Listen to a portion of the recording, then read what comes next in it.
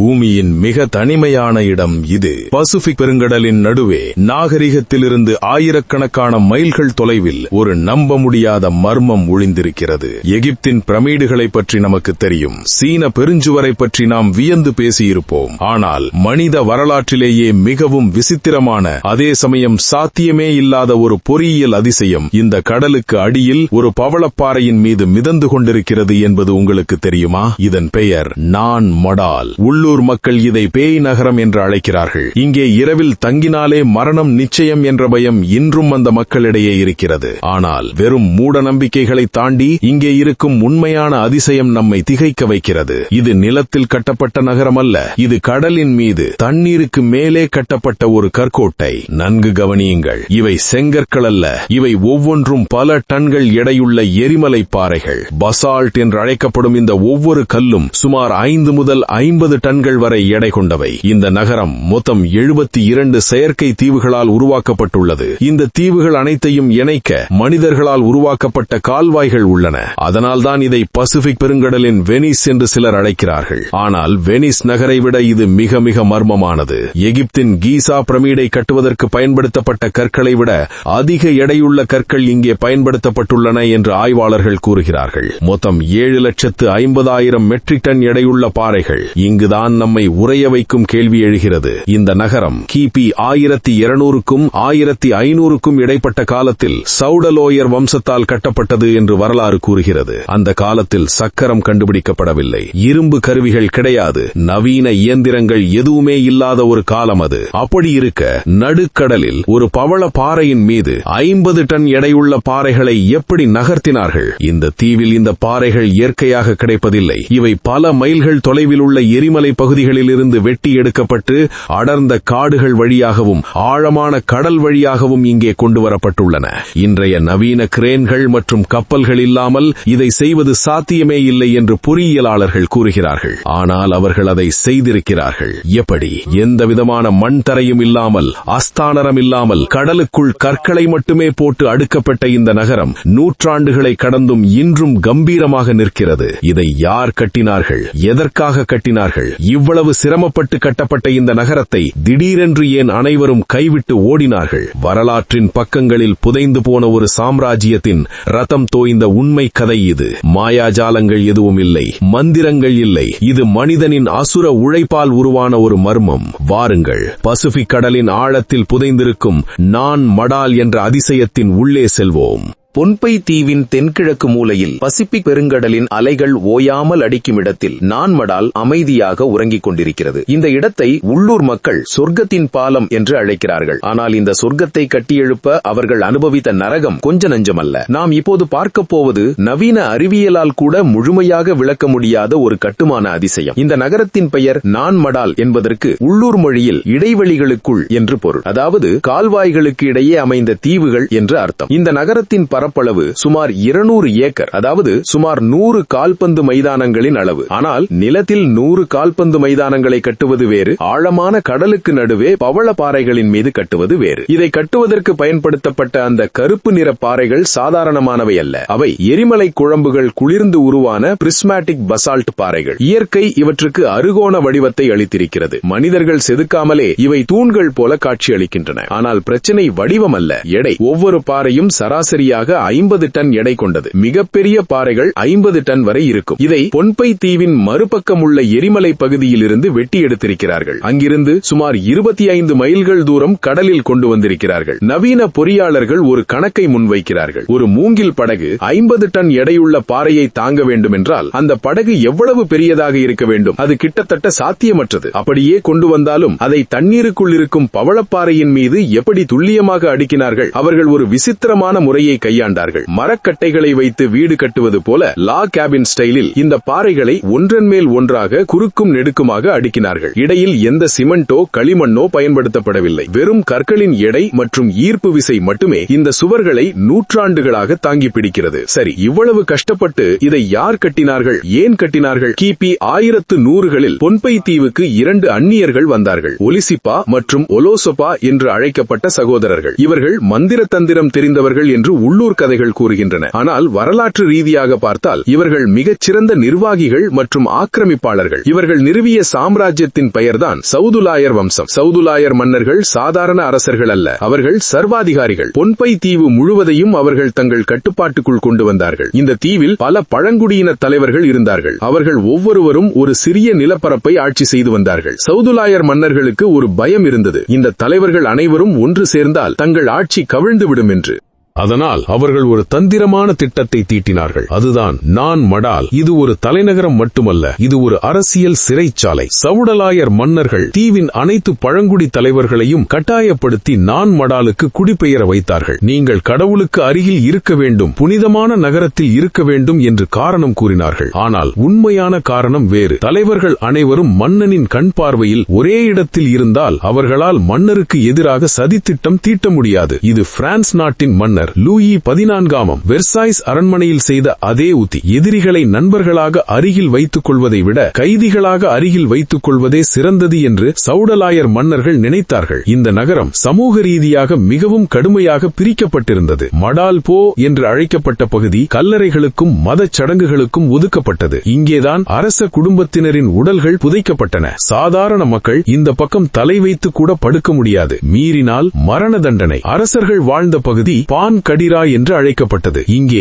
மன்னர் அமரும் இடம், கோயில்கள் மற்றும் சமையல் கூடங்கள் இருந்தன. ஆனால் இந்த ஆடம்பரமான வாழ்க்கைக்கு பின்னால் ஒரு இருண்ட உண்மை இருந்தது. நான் மடால் கடலுக்கு நடுவே இருந்ததால் அங்கே குடிக்க ஒரு சொட்டு நன்னீர் கூட கிடையாது. அங்கே எந்த பயிரையும் விளைவிக்க முடியாது. தென்னை மரம் கூட வளராது. அப்படியென்றால் ஆயிரக்கணக்கான மக்கள் அங்கே எப்படி வாழ்ந்தார்கள்? இங்குதான் சவுடலாயர் மன்னர்களின் கொடுங்கோன்மை வெளிப்பட்டது. பொன்பை தீவின் நிலப்பரப்பில் வாழ்ந்த சாதாரண மக்கள், காமனர்ஸ், தினமும் படகுகளில் உணவு, தண்ணீர், காய்கறிகள், இறைச்சி ஆகியவற்றை சுமந்து கொண்டு நான் மடாலுக்கு வர வேண்டும். இது ஒரு வரி அல்ல, இது ஒரு அன்றாட கடமை. ஒவ்வொரு நாளும் நூற்றுக்கணக்கான படகுகள் கடலை கடந்து உணவு கொண்டு வரும். மன்னர் சாப்பிட்ட பிறகுதான் மற்றவர்கள் சாப்பிட வேண்டும். மீதமுள்ள உணவை கூட மன்னரின் அனுமதியின்றி யாரும் தொட முடியாது. ஒருவேளை புயல் அடித்தாலோ கடல் கொந்தளித்தாலோ நான் மடால் வாசிகள் பட்டணியால் சாக வேண்டியதுதான். ஆனால் மக்கள் பயத்தின் காரணமாக எப்பேற்பட்ட சூழ்நிலையிலும் உணவை கொண்டு வந்து சேர்த்தார்கள். மதமும் பயமும் தான் இந்த ஆட்சியை தக்க வைத்தன. நான் மடால் நகரில் ஒரு விசித்திரமான குளம் இருக்கிறது. அங்கே புனிதமான ஈல் மீன்கள், அதாவது பாம்பு போன்ற மீன்கள் வளர்க்கப்பட்டன. மக்கள் கொண்டு வரும் ஆமை இறைச்சியை மன்னர்கள் இந்த ஈல் மீன்களுக்கு உணவாக அளிப்பார்கள். அந்த ஈல் மீன்கள் உணவை ஏற்றுக்கொண்டால் கடவுள் மகிழ்ச்சியாக இருக்கிறார் என்று அர்த்தம். இல்லை என்றால் மன்னரின் கோபம் மக்களின் மீது திரும்பும். சுமார் 300 ஆண்டுகள், 3 நூற்றாண்டுகள் இந்த ஆட்சி நீடித்தது. மக்கள் அடிமைகளைப் போல உழைத்தார்கள். சவுடலாயர் மன்னர்களின் பேராசை நாளுக்கு நாள் அதிகரித்தது. அவர்கள் மனிதர்களாகவே மதிக்கவில்லை. ஒரு கட்டத்தில் சவுடலாயர் மன்னர் ஒரு விபரீதமான ஆசையை வெளிப்படுத்தினார். தனக்கு மிகவும் பிடித்தமான ஒரு உணவை ஒரு முதியவர் கொண்டு வர வேண்டும் என்று கட்டளையிட்டார். அந்த முதியவரால் முடியவில்லை. கோபமடைந்த மன்னர் அந்த முதியவரின் சொந்த மகனையே கொன்று சமைக்கச் சொன்னார் என்று கூட சில கொடூரமான வாய்வழி செய்திகள் கூறுகின்றன. இது உண்மையோ பொய்யோ, ஆனால் மக்களின் வெறுப்பு உச்சக்கட்டத்தை அடைந்திருந்தது என்பது மட்டும் உண்மை. அந்த வெறுப்புதான் ஒரு புதிய புரட்சிக்கு வித்திட்டது.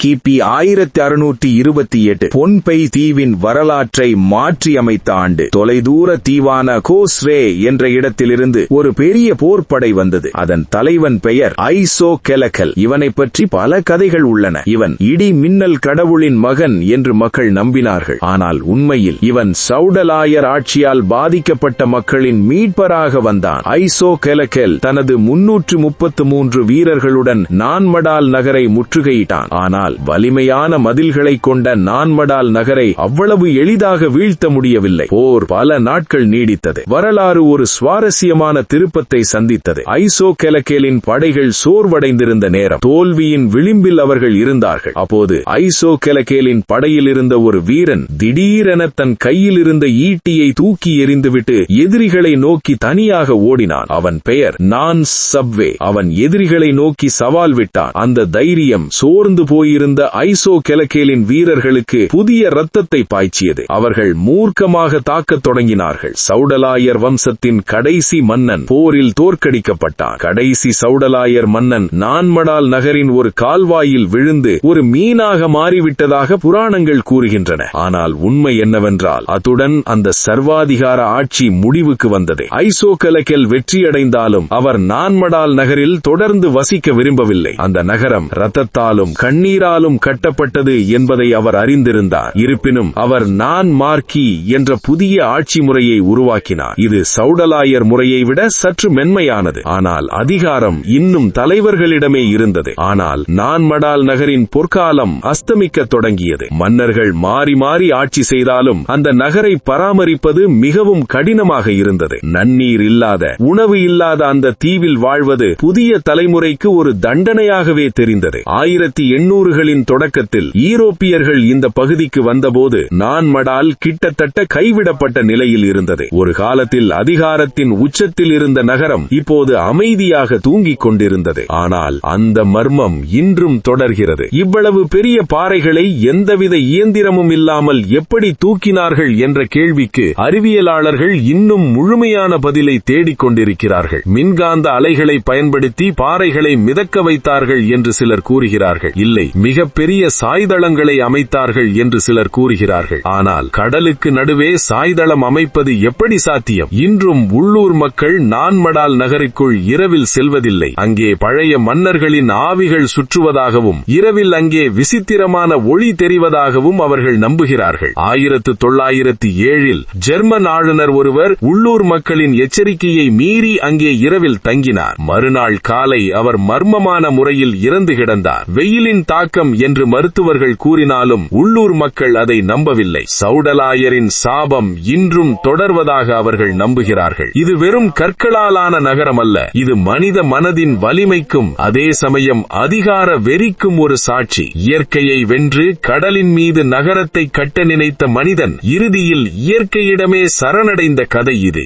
இன்று நான்மடால் யுனெஸ்கோ உலக பாரம்பரிய தலமாக அறிவிக்கப்பட்டுள்ளது. ஆனால் இது ஒரு வெற்றியின் சின்னமல்ல, இது ஒரு தோல்வியின் நினைவு நினம். வரலாறு நமக்கு ஒரு விசித்திரமான முரண்பாட்டை இங்கே காட்டுகிறது. சௌடலாயர் மன்னர்கள் தங்களை சுற்றியிருந்த மக்கள் மீதும் இயற்கையின் மீதும் முழுமையான அதிகாரத்தை செலுத்த விரும்பினார்கள். அதற்காகவே இந்த தனிமைப்படுத்தப்பட்ட தீவு நகரத்தை உருவாக்கினார்கள். ஆனால் அந்த தனிமைதான் இறுதியில் அவர்களின் வீழ்ச்சிக்கும் காரணமாக அமைந்தது. நான்மடால் நகரத்தின் மிகப்பெரிய பலவீனம் அதன் வடிவமைப்புதான். எதிரிகளால் உள்ளே நுழைய முடியாத அளவுக்கு பாதுகாப்பாக கட்டப்பட்ட இந்த நகரம் இறுதியில் ஒரு திறந்தவெளி சிறைச்சாலையாக மாறியது. தண்ணீரின் மீது கட்டப்பட்ட நகரம், ஆனால் குடிக்க ஒரு சொட்டு தண்ணீர் கூட இல்லை என்பதுதான் வரலாற்றின் மிகப்பெரிய நகைமுரண். சௌடலாயர் வம்சத்தின் அதிகாரம் எப்போது தகர்க்கப்பட்டதோ அப்போதே இந்த நகரத்தின் வாழ்நாளும் முடிந்துவிட்டது. மக்களை கட்டாயப்படுத்தி உணவை கொண்டு வரச் சொன்னவரைதான் இந்த நகரம் இயங்கியது. மக்கள் சுதந்திரமடைந்த பிறகு யாரும் வலிய சென்று அந்த தீவில் வசிக்க விரும்பவில்லை. உணவில்லை, தண்ணீர் இல்லை, நிழல் இல்லை. அதிகாரம் இல்லாத இடத்தில் நான்மடால் வெறும் கற்களின் குவியலாக மட்டுமே எஞ்சி நின்றது. நவீன ஆய்வாளர்கள் இன்றும் நான்மடால் பற்றி ஆச்சரியப்படுகிறார்கள். கார்பன் டேட்டிங் சோதனைகள் இந்த நகரம் கிபி 1200 கட்டப்பட்டதை உறுதி செய்கின்றன. ஆனால் அந்த தொழில்நுட்பம் எப்படி சாத்தியமானது என்பது இன்றும் ஒரு விடை தெரியாத புதிர். சிலர் இது வேற்று கிரகவாசிகளின் வேலை என்கிறார்கள். சிலர் இது காணாமல் போன மூக்கண்டத்தின் எச்சம் என்கிறார்கள். ஆனால் உண்மை அதைவிட வியப்பானது. இது மனிதர்களின் ரத்தம், வியர்வை மற்றும் பயத்தால் கட்டப்பட்டது. எந்த ஒரு நவீன இயந்திரமும் இல்லாமல் 7,50,000 டன் பாறைகளை நகர்த்திய மனிதனின் மன உறுதியை இது காட்டுகிறது. இன்று கடல் மட்டம் உயர்ந்து வருவதால் நான்மடால் மெதுவாக தண்ணீருக்குள் மூழ்க வருகிறது. இன்னும் சில 100 ஆண்டுகளில் இந்த நகரம் இருந்ததற்கான அடையாளமே இல்லாமல் போகலாம். சௌடலாயர் மன்னர்கள் தங்கள் பெயர் உலகம் உள்ளவரை நிலைத்திருக்க வேண்டும் என்று நினைத்தார்கள். ஆனால் இன்று அவர்கள் பெயர்கள் யாருக்கும் தெரியாது. எஞ்சி இருப்பது அவர்கள் விட்டுச் சென்ற மர்மமான கற்கள் மட்டுமே. நான்மடால் நமக்கு சொல்லும் பாடம் ஒன்றுதான். நீங்கள் எவ்வளவு பெரிய கோட்டையை கட்டினாலும் இயற்கையையும் மக்களின் மனதையும் வெல்ல முடியாவிட்டால் அது வெறும் மணல் கோட்டைதான். பசிபிக் பெருங்கடலின் ஆழத்தில் புதைந்திருக்கும் இந்த மர்மம் மனிதனின் பேராசைக்கும் காலத்தின் சக்திக்கும் ஒரு மௌன சாட்சியாக இன்றும் உறங்கிக் கொண்டிருக்கிறது. இந்த வீடியோ பிடித்திருந்தால் லைக் செய்யுங்கள், ஷேர் செய்யுங்கள், சப்ஸ்கிரைப் செய்யுங்கள். மேலும் தமிழ் வரலாற்று ஆவணப்படங்களுக்கு பெல் ஐகானை அழுத்துங்கள். உங்கள் கருத்துக்கள் மற்றும் பரிந்துரைகளை கமெண்ட் செக்ஷனில் பகிருங்கள். அடுத்து எந்த வரலாற்று நபரை பற்றி வீடியோ வேண்டும் என்று சொல்லுங்கள்.